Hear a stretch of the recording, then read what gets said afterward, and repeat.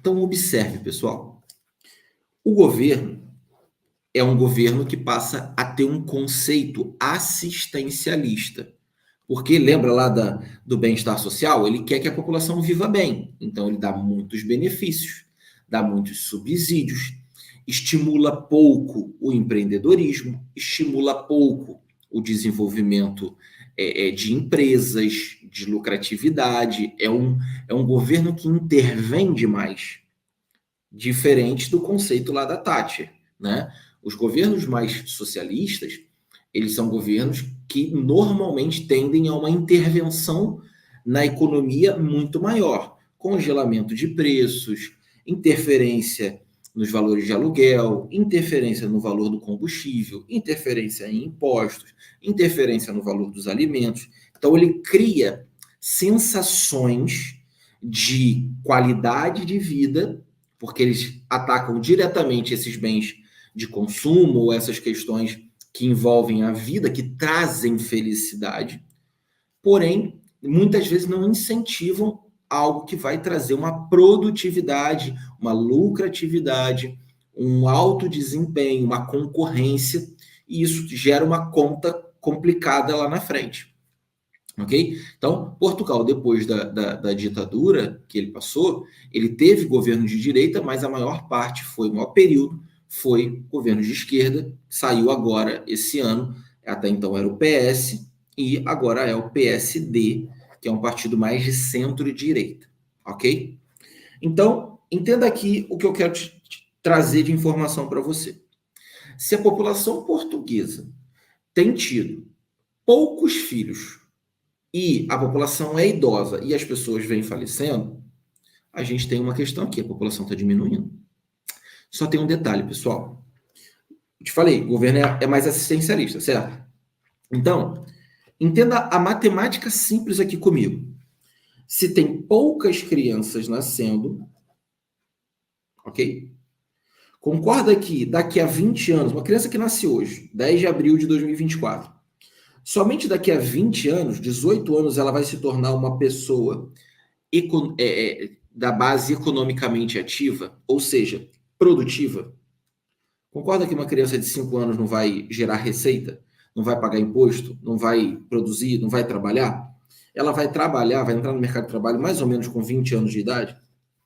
Ou seja, se você tem poucas crianças nascendo hoje, você já está arrumando um problema para daqui a 20 anos. Simples. Simples. Se você tem poucas crianças nascendo, você já está gerando um problema para daqui a 20 anos. Só tem um detalhe. Se a sua população é idosa, se a sua população tem mais de 60, mais de 70 anos, daqui a 20 anos, essa população pode já ter falecido. Vai estar com 90, vai estar com 80, 100 anos, vai. Né? A população portuguesa vive muitos anos. E peraí, eu tô com um problema. Tem pouca criança nascendo, tem idosos morrendo. A população está encolhendo. O que isso aqui é tão preocupante, pessoal? Os maiores custos de um governo são em duas fases da vida. Primeira fase, a primeira infância. Na primeira infância, uma criança que nasce, existem custos com vacinação, existem custos com educação, certo? E também, de alguma forma, com outras questões referentes à saúde. Então, o governo gasta bastante nessa base aqui, ok? Gastos públicos com essa base. Construção de escolas e assim vai. Porém, existe uma outra fase da vida que o governo também gasta bastante, que é a fase final, que é lá em cima do topo, que é com pagamento de aposentadoria e tratamentos médicos. Às vezes uma doença mais grave, né? Tem várias coisas, assim, vários problemas normalmente na nossa saúde que vem acontecer quando a gente já está com uma idade mais avançada. Então, observe, o governo tem um gasto aqui e tem um gasto aqui embaixo. Quem que paga essa conta, Fábio?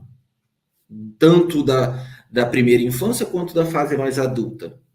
É justamente a parte do meio da pirâmide, que é a população economicamente ativa. Ou seja, pessoas de 20, isso tem aumentado, a 70 anos, normalmente. 70, 75 anos. Ou seja, é a fase da vida que a gente é produtivo, estou dizendo aqui em relação à questão de trabalho. Aí a gente gera riqueza, é nessa fase. Só que aí eu acrescento um agravante aqui para você. A população jovem portuguesa, ou seja, com mais de 20 anos, ela tem o desejo de sair de Portugal. Como assim, Fábio? O que você está falando? Você está falando para mim que está nascendo poucas crianças, as famílias portuguesas estão tendo poucos filhos, e os idosos portugueses, que já têm idade avançada, vêm falecendo, que é algo natural, e os jovens, ou seja, aqueles que são população economicamente ativa, nativos portugueses, querem sair de Portugal para ir para outros países? Sim. Portugal, em relação à Europa, é um dos países que tem o menor salário mínimo. Também é um dos países que tem um dos menores custos de vida. Então, o jovem português pensa assim: eu quero ganhar mais.